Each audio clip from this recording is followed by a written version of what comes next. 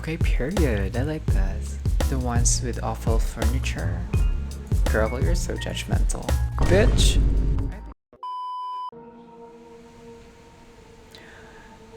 Once more, darkness falls upon the city. You wake up, same as you have the past few nights, in the windowless room. As you pry open the reinforced steel door, you look out the window to see invariably a sky. Oh my gosh, the words here. And then it hits you, the hunger. The Hunger Games, bitch. For a moment, you let yourself wonder if there will ever come a night when it's just not there. Given what you have learned thus far, you probably have as much chance of kicking start your heart and with the jumper cables. You lock the door behind you and head over to Sophie's apartment. You did promise to call on her. Might as well not keep the lady waiting. And hey, what else are you gonna do? Call M? She's probably worried. At least she will be. Once she actually tries to give you a call, which might not happen for a few more weeks, months, if she's busy doing press for her new piece.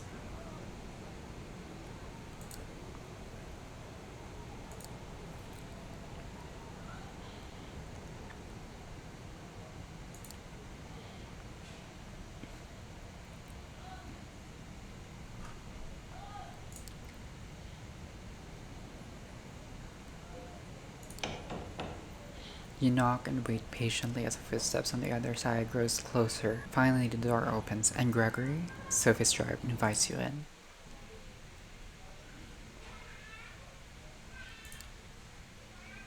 Okay, period. I like this.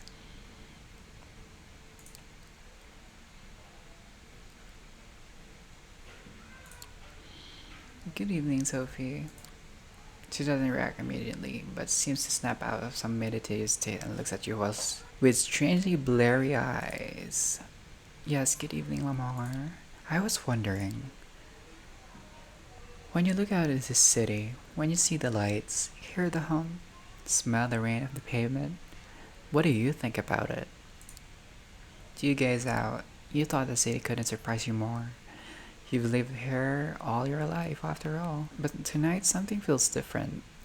You realize in this moment that you have truly changed. Yes, you know what Sophie means. The way she gazed out the window and saw the truth beyond, you do the same. The view is fascinating, each detail absorbing, every angle a new experience. The familiar is made sublime. When you turn to Sophie again, she smiles at you knowingly. Ah, so you understand. I had my doubts. But perhaps we are shared lineage after all. What does she mean by that? Ah, okay. You see, the blood that flows within me is the clan of a Toreador. Ooh. There are 13 such bloodlines among us kindred. Though that number has been contested in the past, these nights it seems that nothing is certain anymore. Oh, I thought they're... Okay. I'm just clicking this. You can pause the video if you would like. Oh.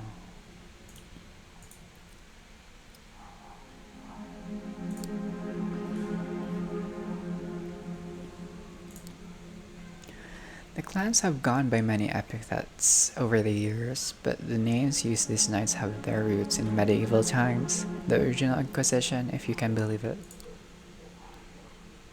They used to categorize us, describe our inherent differences. In time, we adopted them ourselves. Each clan has a uniqueness about it, inescapable, originating it from an ancient progenitor, carried from sire to child. For the Toreador, the gift lies in a sensitivity of sorts. We are uniquely attuned to beauty and ugliness both. We can see either where most cannot, a blessing on most nights, occasionally a curse. The sheriff is of my clan as the sheriff is of my clan as well. Although you'd be hard pressed to see him as such. Poor Kadir. It breaks my heart to see him in this state. Still, there's beauty to it as well. Nothing like a good fall from grace. Try as she might to act playful, you can tell she genuinely cares. She lets her gaze wander for a brief moment, but is quick to regain her composure. Oh, I have a feeling that Sophie might be Kadir's child. Oh, Kadir Sire, I mean, sorry. Then there's the Ventru, known for their pride and a proclivity to rule over others. The prince represents the clan. Ah, okay. As it's quite common in our society around the globe. For the blue blood thinks themselves rulers, the Bruja like to see themselves as preeminent revolutionaries. They call for universal rebellion while being slaves to their own temper. We don't discuss the rabble much anymore, not after they've largely broken off with the Camarilla. To think they were philosophers once, long ago. I hope to tell you more about some of the other bloodlines tonight.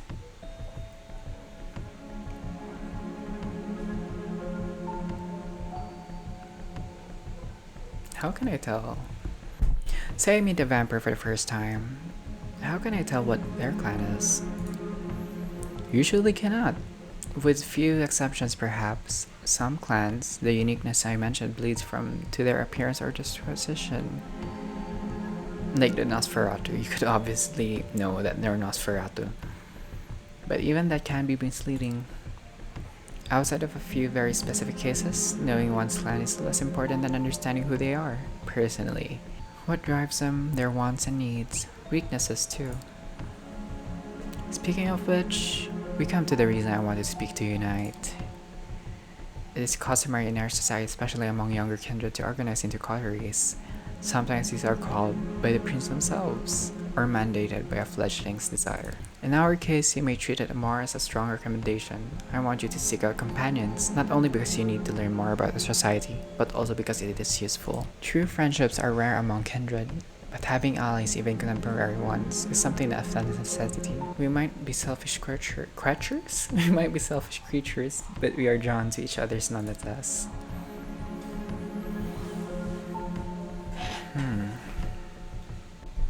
Do you have your own coterie? I do have those that I trust enough to work with, yes. Not a coterie exactly, though I have joined several of those over the years. Not in over a century though.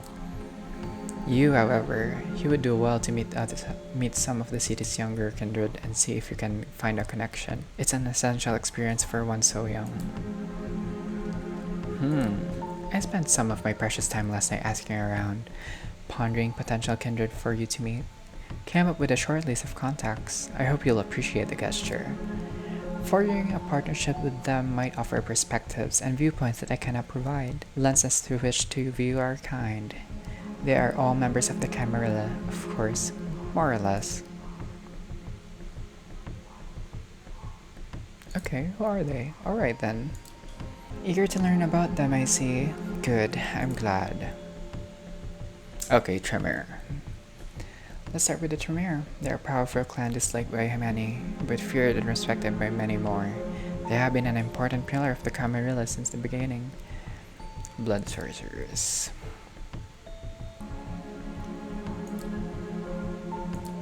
Oh child, don't be caught with the look of your face when you meet a warlock in person. They are very adept at using the Tei at their own. Oh yeah, they use blood for...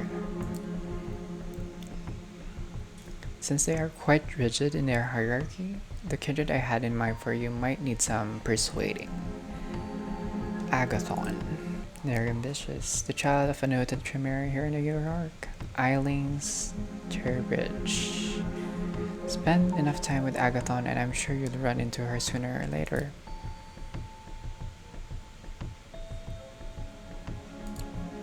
The whole blood magic thing sounds intriguing. Oh yes, fascinating. It is also a well-kept secret of the Tremere.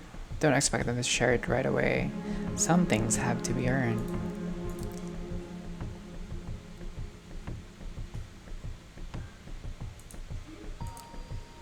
Now, this next recommendation comes with a bit of a caveat. As you call me saying, most bloodlines have unique features that might not be obvious at first glance. Well, there is one clan whose members wear this occurs on their sleeve. Yup. Yup. Yup. Yup. If you want to read this, guys, you could pause the video.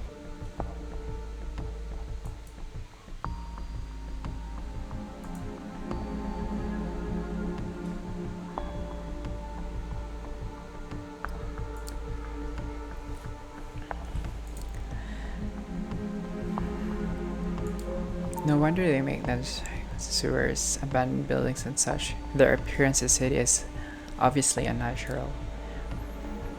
Had they walked on the street like other kindred, the kind would have learned of our existence long ago. The one I have in mind isn't the biggest and Sorai as the worst of them, but he is a no oddness. He has some talents and some connections that you might find useful. D'Angelo? He has an office, for the lack of better term, and the otherwise abandoned grain terminal in the Red Hook, right next to the one of those Swedish stores. The name escapes me. The ones with awful furniture. Girl, you're so judgmental. IKEA. That's what I thought because I think IKEA is from Swedish, I believe. Yes, that's it. Bitch, I think IKEA furnitures are great. D'Angelo does odd jobs for Kadir, digging up dirt, locating kindred who would prefer to remain hidden, the kind of work Nosferatu does at best. Usually, what I saw is that most Nosferatu are like the IT guys, which I kinda saw in Swan Song. He's on a case right now, something to do with the Kine murders, I think. After your initial brush with our dear sheriff, I think it would be wise to show some goodwill towards his agenda. Assisting D'Angelo with his investigation might be just the thing. Now come the two more exotic proposals. Exotic? As if the blood mage and vampire detective were business as usual.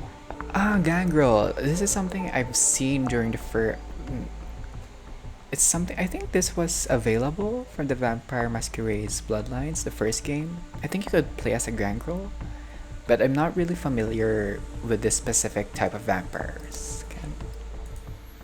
So, yeah. Oh, Outcasts. You could pause the video if you would like, guys.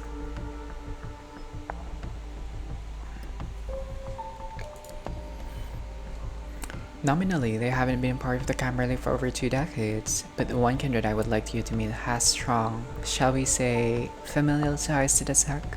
Her name is Tamika. Her side, Jezebel, was instrumental during the Battle of New York back in 1999. The very same battle that cemented the city as a Camarilla domain.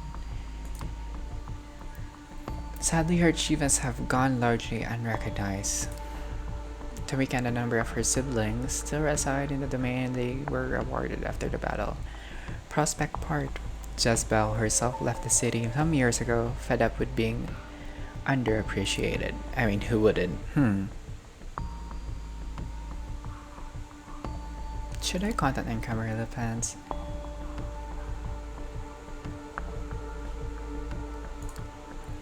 It's not as clear as cut. The Grangle as a whole have sworn off the Camarilla, but individual kindred of that clan can still hold their ordeals. Jebel was one of them, before she became jaded. Besides, the domain in Prospector has been upheld by Prince Panhard for all these years, has it not? We consider them members of the sect, and they have, for the most part, kept to themselves. Perhaps it will take young kindred such as yourself to make them realize where their loyalty lies. Okay. So you see, seeking out Tamika could prove quite educational, if nothing less. And who knows, maybe you will find her temperament to be a welcome change of pace. But speaking of change of pace, I have one last suggestion for you. Though it's one I don't make lightly. The kindred who calls herself Hope. Malkav. She's Malkavian. They are uniquely cursed clan for centuries. We consider them mad, insane, unhinged. But those of us who spend enough time with them come to understand the truth. It is no sickness, but a unique perception of the world that has them appear to us as unstable, and that perception can prove to be very invaluable. Having a Malkavian as your company might be taxing on the nerves and a true test of patience at times, but their insight and intuition are unrivaled among kindred. As for Hope specifically, She said it to be recluse, but I have it in good authority that she can currently be found in an internet cafe. Oh, I believe it's called called in Lower Manhattan. Gabrielle has the address.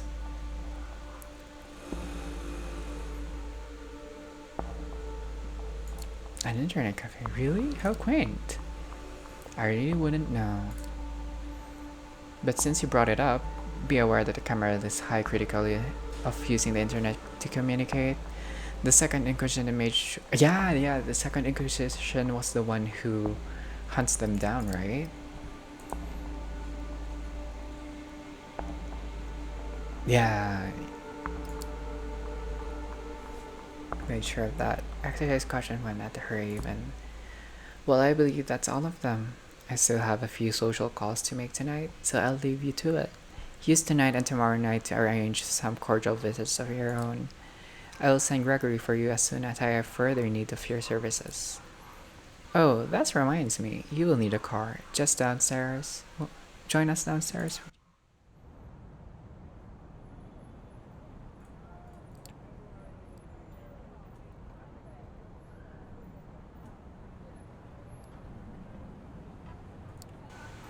Stay safe, Lamar. This is your first night alone. Don't let it be your last. I see. Okay, this is. Wait, who is this?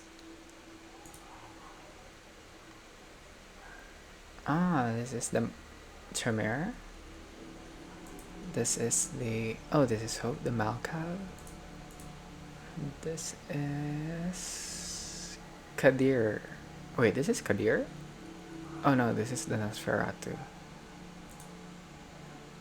This is the Gangrel.